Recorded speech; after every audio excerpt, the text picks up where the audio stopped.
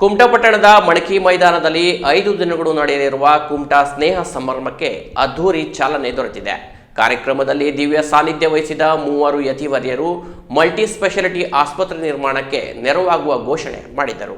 ಸಾಮಾಜಿಕ ಕಾರ್ಯಕರ್ತ ಲಕ್ಷ್ಮಣ ಪಟ್ಕರ್ ಅವರ ನೇತೃತ್ವದಲ್ಲಿ ಕುಮಟಾ ಲಯನ್ಸ್ ಕ್ಲಬ್ ಸಹಕಾರದಲ್ಲಿ ಹಮ್ಮಿಕೊಂಡ ಕುಮಟಾ ಸ್ನೇಹ ಸಂಭ್ರಮಕ್ಕೆ ಉದ್ಯಮಿ ವಿಷ್ಣು ಪಟ್ಗಾರ್ ಚಾಲನೆ ನೀಡಿದರು. ನಂತರ ಮಾತನಾಡಿದ ಅವರು, ಜಿಲ್ಲೆಯಲ್ಲಿ ಕುಮಟಾ ಸಾಂಸ್ಕೃತಿಕ ನಗರಿಯಾಗಿ ಮಾರ್ಪಟ್ಟಿದೆ. ಈ ಕಾರ್ಯಕ್ರಮದ ಸಂಘಟಕ ಲಕ್ಷ್ಮಣ ಪಟ್ಗಾರ್ ಅವರು ಅಭಯ ಗುರೂಜಿಯವರ ನೇತೃತ್ವದಲ್ಲಿ ಇಂತಹದೊಂದು ಕಾರ್ಯ ಮಾಡುವುದಾಗಿ ತಿಳಿಸಿದಾಗ ನಾವೆಲ್ಲ ಅವರ ಜೊತೆಗೂಡಿದ್ದೇವೆ. ಲಯನ್ಸ್ ಕ್ಲಬ್ ಕೂಡ ನಮ್ಮ ಬೆನ್ನಿಗೆ ನಿಂತಿದೆ. ನಮ್ಮ ಜಿಲ್ಲೆಯಲ್ಲಿ ಆರೋಗ್ಯ ಸಂಸ್ಥೆಯ ಬಹುದೊಡ್ಡ ಕೊರತೆ ಇದೆ. ನಾವೆಲ್ಲ ಡಾಕ್ಟರ್ ಜಿ ಹೆಗಡೆ ಅವರ ಆಶಯಕ್ಕೆ ಜೊತೆಯಾಗೋಣ ಎಂದರು. ಕೆನರಾ ಎಕ್ಸಲೆನ್ಸ್ ಕಾಲೇಜ್ನ ಸಂಸ್ಥಾಪಕರಾದ ಡಾಕ್ಟರ್ ಜಿ ಹೆಗಡೆ ಮಾತನಾಡಿ, ಜಿಲ್ಲೆಯ ಜನರಲ್ಲಿರುವ ಸೌಮ್ಯತೆ, ತಾಳ್ಮೆ ಇನ್ಯಾವ ಜಿಲ್ಲೆ ರಾಜ್ಯಗಳಲ್ಲೂ ಕಾಣಲು ಸಾಧ್ಯವಿಲ್ಲ.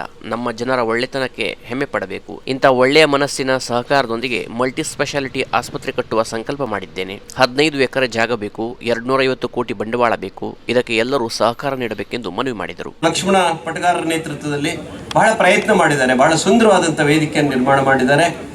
ಅದರ ಜೊತೆಗೆ ತ್ರಿಮೂರ್ತಿಗಳ ಹಾಗೆ 3 ಗುರುಗಳ ಸಾನ್ನಿಧ್ಯವನ್ನು ತಂದಿದ್ದಾರೆ.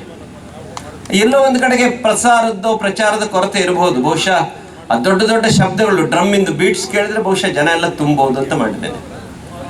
ಆದರೆ ನನಗೆ ಯಾವಾಗಲೂ ನಮ್ಮ ಹಿರಿಯರು ಹೇಳ್ತಾರೆ, ಗಾತ್ರ ದೊಡ್ಡದಲ್ಲ ಡಾಕ್ಟ್ರೆ, ಪಾತ್ರ ದೊಡ್ಡದು ಅಂತ.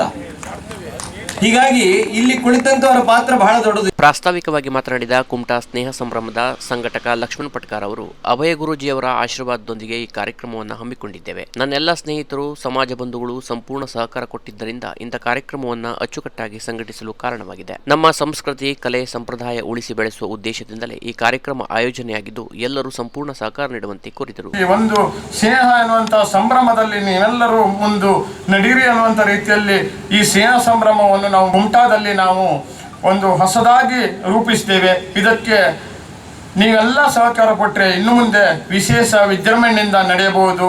ಕಾರ್ಯಕ್ರಮಗಳು ಯಶಸ್ವಿಯಾಗಿ ನಡೆಯಬೇಕಿದ್ದರೆ ಪರಮಾತ್ಮನ ಇಚ್ಛೆ ಬೇಕು. ಪರಮಾತ್ಮ ಮನಸ್ಸು ಮಾಡಿದ್ರೆ ಎಂಥ ಕಾರ್ಯಕ್ರಮ ಆದರೂ ಎಂಥ ಸಂದರ್ಭದಲ್ಲಾದರೂ ಸಮೇತ ಯಶಸ್ಸು ಪೂರ್ಣವಾಗಿ ನಡೆಸ್ಬೋದು.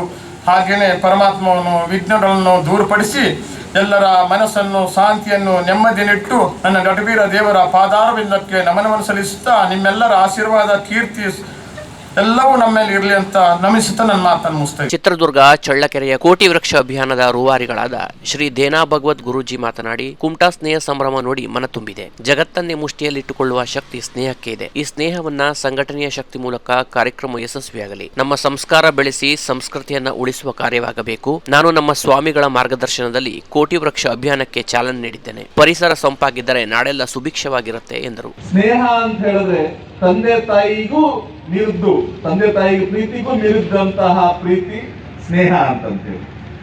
ಇಂತಹ ಸ್ನೇಹ ಜೀವಿಗಳು ಎಲ್ಲರೂ ಸ್ನೇಹ ಇರುತ್ತೆ. ಆದ್ರೆ ಆ ಸ್ನೇಹವನ್ನ ಒಂದು ವೇದಿಕೆ ಮೇಲೆ, ಒಂದು ಸತ್ಕಾರ್ಯಕ್ಕೆ, ಒಂದು ಸಂಘಟನೆಗೆ ಬಳಸ್ಕೊಳ್ಳುವಂತಹ ಒಂದು ಕೌಶಲ್ಯತೆ ಇದೆಯಲ್ಲ, ಆ ಕೌಶಲ್ಯತೆ ಈ ಒಂದು ಕಾರ್ಯಕ್ರಮದಲ್ಲಿ ಸತತವಾಗಿ 5 ದಿನಗಳ ಕಾಲ, ಇದನ್ನು ಸಾಮಾನ್ಯದಲ್ಲ. ನಮ್ಮ ಚಳ್ಳಕೆರೆ, ಚಿತ್ರದುರ್ಗ, ಬರಡನಾಡು 50 ಕಿಲೋಮೀಟರ್ ಆದ್ರೂ ಕೂಡ ಸರಾಗವಾಗಿ ನೋಡುವಂತಹ ಬಯಲು ಪ್ರದೇಶ, ವರ್ಷಕ್ಕೆ 1-2 ಮಳೆ ನೋಡುವಂತಹ ದುರ್ಭಾಗ್ಯ.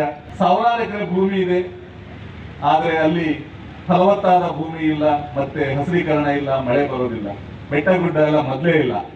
ಇಂತಹ ಜಾಗದಲ್ಲಿ 1,500 ಎಕರೆ ಭೂಮಿಯಲ್ಲಿ ನಾವು ಈ ಕೋಟಿ ವೃಕ್ಷ ಸಂವರ್ಧನಾ ಅಭಿಯಾನ ಮಾಡಬೇಕು ಅಂತ ಸರ್ಕಾರದ ಜಾಗ. ಒಂದು 30 ವರ್ಷ ಅದನ್ನು ನಾವು ದತ್ತಾಗಿ ತೆಗೆದುಕೊಂಡು ಅದರಲ್ಲಿ ಆಯುರ್ವೇದ ಗಿಡಗಳನ್ನು ಬೆಳೆಸುವಂಥದ್ದು, ಅಂತರ್ಜಲ ವೃದ್ಧಿ ಮಾಡುವಂತಹ ಕಾರ್ಯಕ್ರಮ, ಮತ್ತೆ ಗಿಡಗಳನ್ನ ಬೆಳೆಸುವಂತಹ ಕಾರ್ಯಕ್ರಮವನ್ನು ಈಗ 3 ವರ್ಷದಿಂದ 2001ನೇ ಇಸ್ವಿಯಿಂದ ಪ್ರಾರಂಭ ಮಾಡಿದ್ದೀವಿ. ಈ 3ನೇ ವರ್ಷಕ್ಕೆ ಈಗ ಆಲ್ರೆಡಿ 1.5 ರಿಂದ 2 ಲಕ್ಷ ಸಸಿಗಳನ್ನ ಹಾಕಿದ್ದೀವಿ. ಗಜೇಂದ್ರಗಡದ ಕೋಡಿಮಠದ ವಿಶ್ವ ಕಾಲಜ್ಞಾನಿ ಶಿವಯೋಗಿ ಡಾಕ್ಟರ್ ಶ್ರೀ ಶರಣಬಸವ ಮಹಾಸ್ವಾಮಿಗಳು ಆಶೀರ್ವಚನ ನೀಡಿದರು. ಈ ವೇದಿಕೆ ಸ್ನೇಹ ಸಂಭ್ರಮದಿಂದ ಕೂಡಿದೆ. 3 ಸ್ವಾಮಿಗಳ ಅಭಯದಲ್ಲಿ ಕಾರ್ಯಕ್ರಮ ಯಶಸ್ವಿಯಾಗುತ್ತದೆ.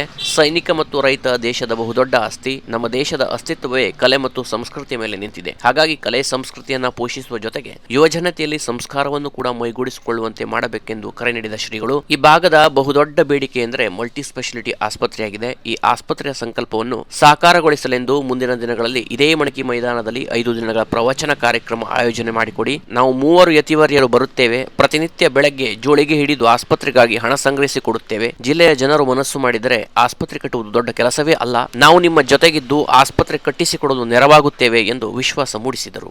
ಮುಟಾದೊಳಗೊಂದು ದವಾಖಾನೆ ಕಟ್ಟೋದು ದೊಡ್ಡ ಮಾಯ ಕೆಲಸ ಏನೋ ನಿಮ್ಮಂತ ತೆಲೆಗಳು ತಿಳಿದಿದ್ರೆ ಮಾಡೋ ಕೆಲಸ ದೊಡ್ಡದೇನು ಅಗ್ನಿಸ್ತಾರ. ಯಾಕೆ ಇದು ಸಮುದ್ರದ ನಾಡು ಮತ್ತು ಹೊನ್ನಾವರ ಊರು ಗೋದಾವರಿ ನಾಡು. ಊರ ಹೆಸರ ಹೊನ್ನಾವರ. ಮಗು ಏಟು ಹಣ್ಣು ತಗೊಂತೀನಿ ಹೊರ ಹಚ್ಚಿ ಹೊರ ಕೇಳೋ ಹಣ್ಣು ಕೊಡ್ತಾರ.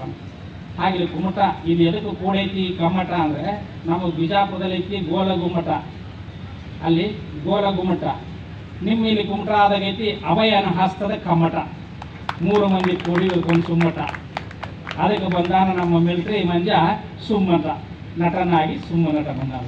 ಈ ಸಂದರ್ಭದಲ್ಲಿ ಮಾಜಿ ಸೈನಿಕರನ್ನು ಮತ್ತು ವಿವಿಧ ಕ್ಷೇತ್ರಗಳಲ್ಲಿ ಸಾಧನೆ ಮಾಡಿದವರನ್ನ ಸನ್ಮಾನಿಸಿ ಗೌರವಿಸಲಾಯಿತು. ಕಾರ್ಯಕ್ರಮದ ಅಧ್ಯಕ್ಷತೆಯನ್ನ ನಿವೃತ್ತ ಶಿಕ್ಷಕ ಮತ್ತು ಪಟ್ಗಾರ್ ಸಮಾಜದ ಪ್ರಮುಖರಾದ ಜಿಕೆ ಪಟ್ಗಾರ್ ವಹಿಸಿ ಮಾತನಾಡಿದರು. ಕಲೆ ಸಂಸ್ಕೃತಿಯ ಮಹತ್ವವನ್ನ ಈಗಾಗಲೇ 3 ಯತಿಶ್ರೇಷ್ಠರು ನೀಡಿದ್ದಾರೆ. ಅವರ ಮಾರ್ಗದರ್ಶನದಲ್ಲಿ ನಾವೆಲ್ಲ ಹೆಜ್ಜೆ ಹಾಕೋಣ ಎಂದರು. ಹಾಸನದ ಅಭಯ್ ಗುರೂಜಿ ಅವರು ವೇದಿಕೆಯಲ್ಲಿ ದಿವ್ಯ ಸಾನ್ನಿಧ್ಯ ವಹಿಸಿ ಭಕ್ತರನ್ನು ಹರಸಿದರು. ಕಾರ್ಯಕ್ರಮದಲ್ಲಿ ಲಯನ್ಸ್ ಕ್ಲಬ್ ಅಧ್ಯಕ್ಷೆ ಮಂಗಲಾ ನಾಯ್ಕ್, ಪುರಸಭೆ ಸದಸ್ಯ ಸಂತೋಷ್ ನಾಯ್ಕ್, ಉದ್ಯಮಿಗಳಾದ ಚಂದ್ರಪ್ಪ ಗೌಡ, ಉದಯ ಮಡಿವಾಳ್ ಇತರರು ಉಪಸ್ಥಿತರಿದ್ದರು. ಶ್ರುತಿ ನಿರೂಪಿಸಿದರು. ಬಳಿಕ ನಡೆದ ಸಾಂಸ್ಕೃತಿಕ ಕಾರ್ಯಕ್ರಮ ಜನಮನ ಸೂರೆಗೊಂಡಿತು. Canara plus news Kumta.